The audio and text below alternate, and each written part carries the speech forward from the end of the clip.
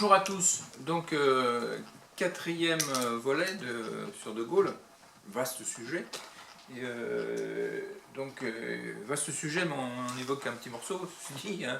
Voilà, bon, c'est comme ça, on est obligé. De toute manière, cet auteur sur lequel je m'appuie va en publier deux autres, hein. Donc peut-être on fera des sujets aussi dans un bout de temps, hein, autour de ces nouveaux ouvrages, quoi. Voilà, donc ça c'était le premier, hein, je vous rappelle, hein, qui est édité chez Grasset, c'est L'homme de personne, 1890-1944. Hein, donc j'ai essayé d'évoquer le personnage, hein, parce que en plus le petit roman là, il évoque une période tout autre, hein, c'est la fin, hein, c'est le troisième volet quoi, en quelque sorte. Mais on comprend, en lisant cet ouvrage, on comprend la psychologie de De Gaulle, qui aura une répercussion sur ses décisions de fin de règne, en quelque sorte. Hein, voilà. Donc je vais vous lire quelques passages. D'abord, je vais vous lire la jaquette. Donc là, c'est en poche. Ça a été publié en gros bouquin chez Grasset aussi. Hein. Et là, c'est en livre de poche. Et c'est Georges-Marc Benamou. Ça s'appelle Le général a disparu. Donc il a écrit plein d'ouvrages comme ça, rigolo. Que se passe-t-il quand le peuple est en rage et veut faire tomber le prince qui le gouverne? 29 mai 68, la rue gronde, le pouvoir vacille, le pays est au bord du précipice. Et sans prévenir quiconque, le général de Gaulle disparaît. Que sait-on vraiment de son énigmatique fuite à Baden-Baden? Nous sommes ici à l'heure, heure par heure, dans la tête du roi Lear, désespéré par sa France et dans celle des ambitieux qui peuplent la coulisse. Pompidou, Foccart, Massu, Jobert, Mitterrand, Mendès France et tant d'autres. Chaos, intrigue, mystère et coup de théâtre, tous les ingrédients d'une tragédie trop belle pour être vraisemblable et pourtant vraie. Un saisissant éclairage sur ce trou noir de notre histoire qui n'est sans raisonner aujourd'hui d'un écho particulier. Voilà. Voilà. Alors Georges Marc Benamou est écrivain, journaliste et producteur. Il est le fondateur de Globe, magazine phare des années 80. Il a été le premier confident de François Mitterrand, le dernier confident de François Mitterrand. Il a notamment publié Le Dernier Mitterrand, Le Fantôme de Munich et Comédie française. Voilà, bon. Page 13, les événements. Page 13.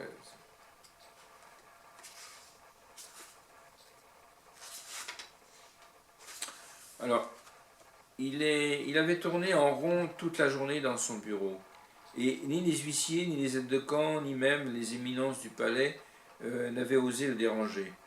Alors, à tour de rôle, et sans plus rien respecter des usages de la présidence, il se courbe et tente à travers l'épaisse double porte d'occulter son humeur.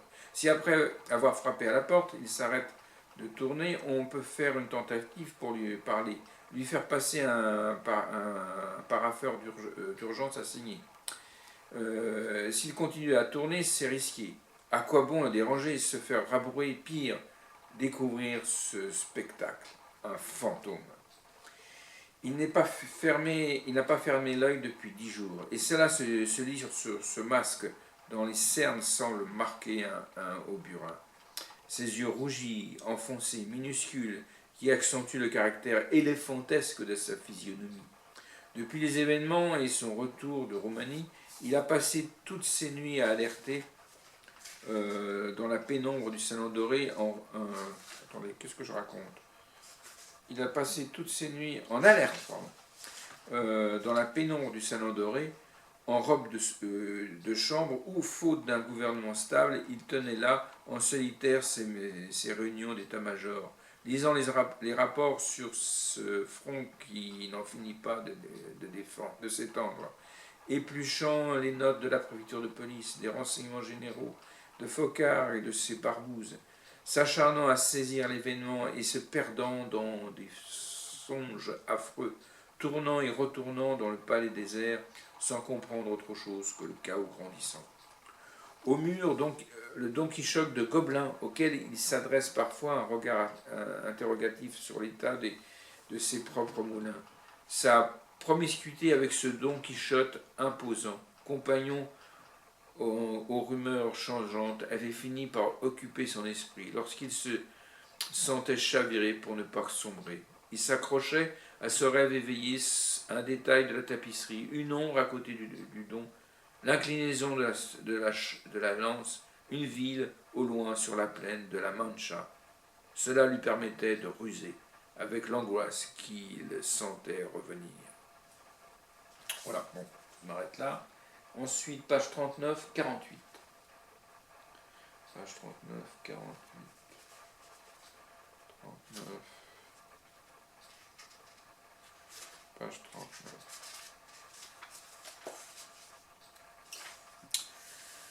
Le 23 février 1848, après seulement 2 jours d'émeute, Louis-Philippe a repris en main le pouvoir. Il a calmé le peuple, il vient de révoquer l'impopulaire Guizot, le Pompidou de l'époque. Tout était rentré dans l'ordre. Lorsqu'un incident idiot survint, les Parisiens, déambulant sur le boulevard des Capucins, ils fêtent le départ de Guizot. Le cortège est bon enfant, sous les lampions et en musique. Un manifestant tient une torche à la main, comme tant d'autres ce soir-là. Il s'approche d'un militaire à l'angle du boulevard des Capucines. Celui-ci se sent menacé, il ouvre le feu. Les autres soldats le suivent. L'armée va laisser sur le pavé 52 manifestants tués. La fusillade des Capucines sera fatale à Louis-Philippe. Paris s'enflamme à nouveau, les insurgés font défiler les cadavres dans Paris en un cérémonial impressionnant. De nuit, à la lumière des torches, sur une charrette, les 52 cadavres ont été disposés. Le peuple est médusé. Et devant ce spectacle funéraire, tout va se réactiver. Le palais des Tuileries est pris d'assaut. Louis-Philippe refuse de faire tirer à nouveau sur la foule. Le lendemain, il s'enfuit in extremis. Un instant, le général éprouve de la compassion pour le roi des Français que le peuple manque de rattraper dans sa berline à la porte du palais lorsqu'il vient d'investir. Une fuite minable avec une fusillade après une fusillade idiote. Voilà. Donc il a peur de ça, paraît-il. Page 64, Chirac. Enfin, dans le roman, il a peur de ça. Alors, page 64. La mort, sa propre mort, il l'avait vu rôder, la veille, durant cet étrange conseil des ministres. Il n'y en avait que pour Pompidou, le triomphateur, et ses accords de Grenelle.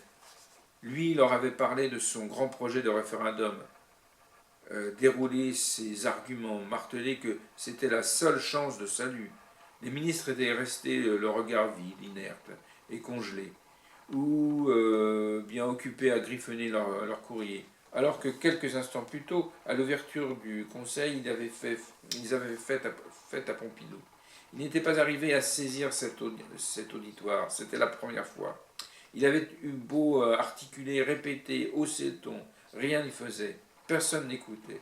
Il avait eu cette sensation affreuse que les sons ne sortaient pas de sa bouche, que sa voix ne se portait plus, comme dans certains cauchemars. Le conseil était d'ailleurs indifférent, ennuyé même.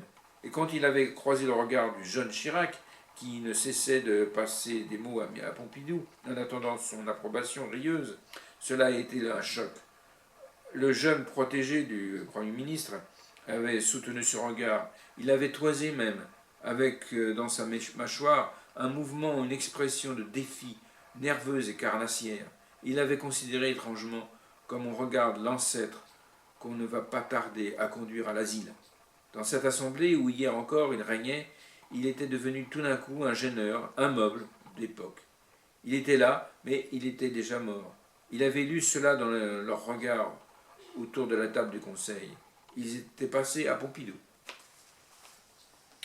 Alors, page 88, Floïc. Floïc en breton, ça veut dire le petit écuyer.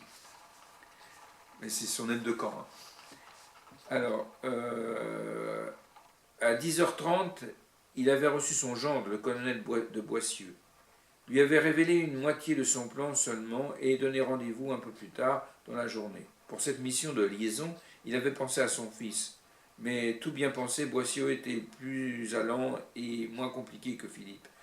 Ensuite, il lui avait fallu choisir parmi ses 4 aides de camp l'homme de confiance qui l'accompagnerait. Il ne sentait pas celui de permanence ce matin-là, qu'il savait bavard. Il avait opté pour le commandant Floïc. Il était taiseux, c'était un breton. À 10h40, Floïc avait bouclé son bagage de campagne et revêtu son bel uniforme de matin, selon les instructions. Ce n'était pas le protocole pour se rendre à Colombey, mais avait remarqué l'aide de camp. Il avait été esquissé, l'avait chassé d'un geste rude, puis l'avait aussitôt rappelé pour lui demander, d'un ton bizarre, la voix tout d'un coup basse et sourde, de se procurer les cartes aériennes à l'est de Colombey, le plus loin possible, mais de grâce, sans alerter personne. Le marin était allé chercher dans le commerce 2 cartes de Michelin. Il n'avait pas cherché plus loin. Il était depuis peu le témoin d'événements étranges. La veille, il avait senti que quelque chose se préparait. En voyant le président si sombre, si secret, et Madame de Gaulle en train de faire ses valises en pleine nuit. Il continue à surveiller la petite ceinture. Il scrute dans les 2 sens les voitures qui pourraient s'arrêter et les apercevoir. Il s'intéresse aussi à l'est et à l'ouest. La plaine d'ici, plate, vide et rase. Rien à signaler, ça ne durera pas. La circulation se faisait plus dense. Les Parisiens rentrent déjeuner chez eux. Et les valises de Madame de Gaulle résistent toujours. Il commence à faire chaud. Floïc, toujours sur ses pas, lui propose de le décharger de son manteau et de son cartable, comme il est l'usage durant les déplacements. Il refuse abrupt. Depuis le départ de son bureau, de l'Élysée, il ne sait pas d'effet de ce petit cartable en cuir, marqué de ses initiales et légèrement boursouflé par des liasses des fonds secrets. Voilà. Ensuite, page 93. Ah non. Page 93, décollage.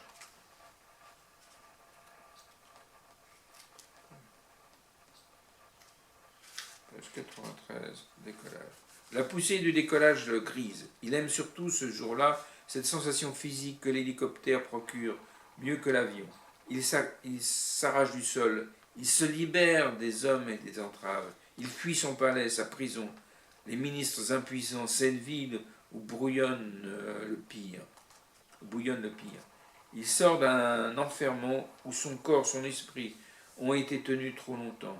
Il surplombe enfin, et en un instant, il voit se réduire à rien la tour Eiffel, l'Arc de Triomphe, le Sacré-Cœur, et le maudit arrondissement où son palais ce soir sera assiégé. S'éloigner la populace, les barricades et les fracas, les attentats contre les siens, les uns assassinent et les hommes à la déesse, les complots, les corridors et les lâches, les 10 millions de grévistes, la France en panne, sans essence, sans train, sans voiture, les ambitions factueuses de Mitterrand, les contorsions de Mendès France, leur nouvelle idole, le report du baccalauréat et le clou dans ce désastre, le retour fracassant en France hier du juif allemand interdit de séjour, expulsé non sans mal, comme Bédit, qui parade à la Sorbonne à la barre de toutes les polices et de toutes les douanes de France. Au bout de quelques instants, il se sent mieux. Paris n'est plus qu'une dérisoire tache grise. Il a dans ce mouvement de l'ivresse un pied de nez. Il sourit en pensant au tour qu'il leur a joué et en imaginant leur réaction lorsqu'ils l'apprendront. Voilà. Ensuite, page 119, Massu. Madame Massu est en train de faire son Scrabble avec sa fille Véronique et une amie de fac venue réviser leur examen à l'abri des grèves. Et pour rien au monde, elle ne sacrifierait le mot en 7 lettres qu'elle prépare. Ainsi, lorsqu'un jeune soldat attaché à la résidence vient informer qu'on veut parler d'urgence au général Massu, elle répond qu'il est peut-être dans le pavillon de chasse où il a ses habitudes à cette heure. On finit par trouver le général, en effet, dans le salon d'hiver, endormi, nu, un journal sur la tête, plié sur un sofa, en pleine sieste à l'africaine, une habitude ramenée des colonies. La seule manière ce jour-là, surtout, de faire passer la gueule de bois de la veille, où on avait reçu en grande pompe et jusqu'à pas d'heure le maréchal Kochevoy et sa suite. On avait forcé sur la vodka et les jerks. Les jeunes filles et les soldats russes avaient dansé et gentiment flirté jusqu'au petit jour. Tout s'était bien passé avec le représentant des forces soviétiques en Allemagne, ce géant à la tête de 20 divisions, alors que son hôte n'en dirige que 2. Les relations entre Français et Soviétiques sur le plan militaire étaient au bout fixe. Paris serait satisfait. Dérangé dans son somme, Massu ronchonne, se rendort et finit par prendre le téléphone, tant le jeune soldat est insistant. Ici Flick, mon général, nous sommes ici. Il est dans les limbes, il ne comprend rien. Qui est donc ce Flick? Il n'attend personne.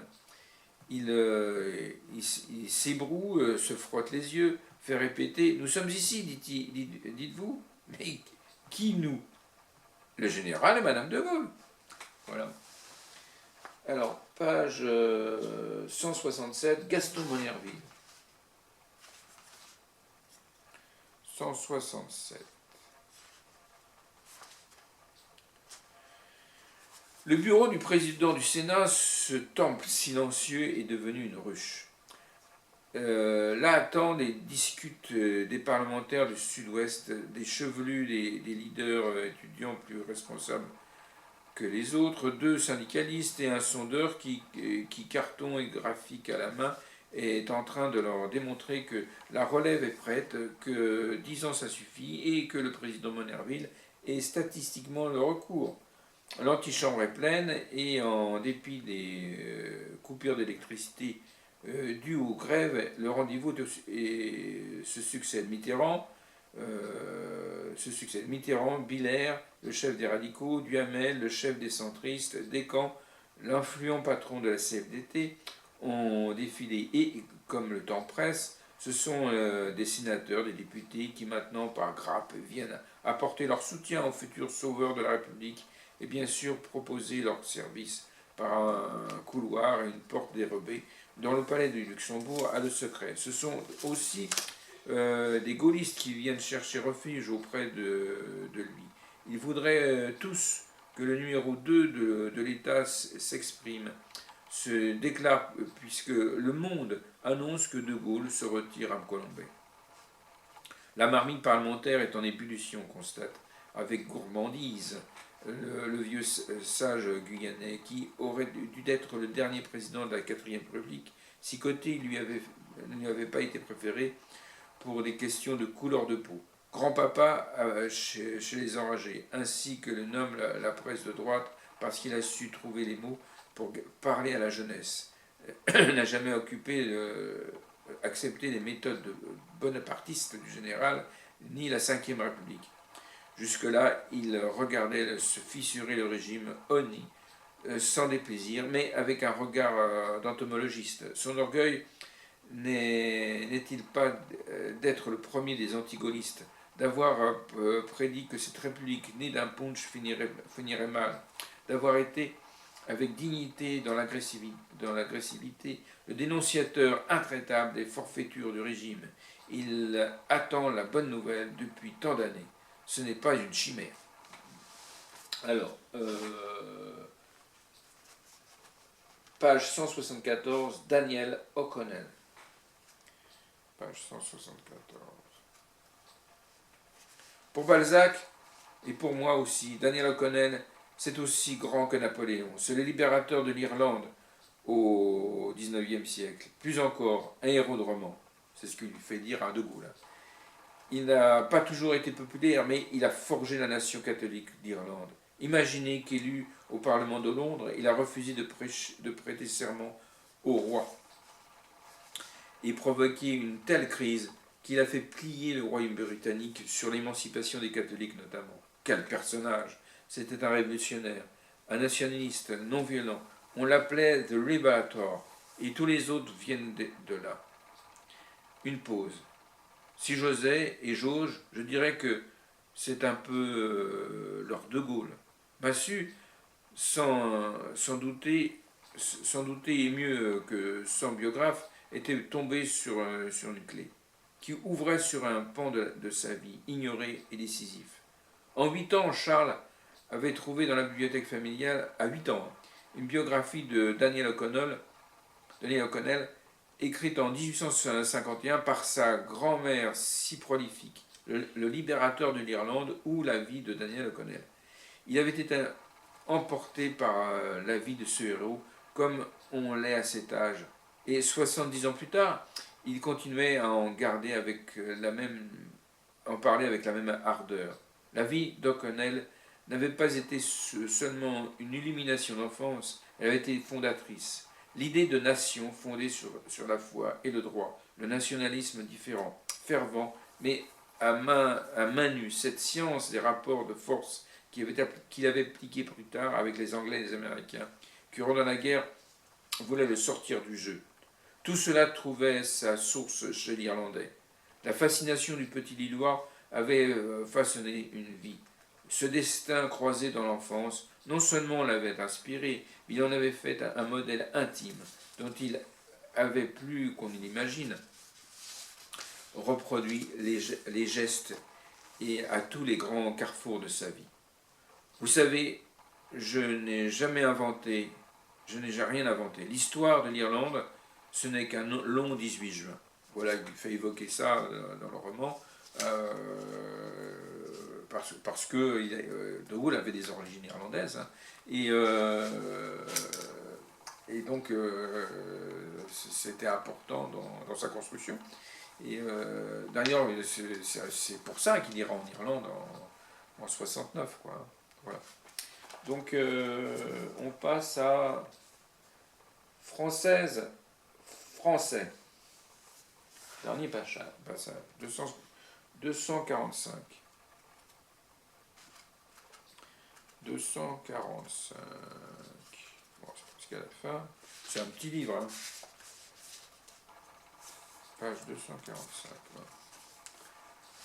Français, étant les détenteurs de la légitimité nationale et républicaine, j'ai envisagé depuis 24 heures toutes les éventualités, sans exception, qui me permettraient de la maintenir.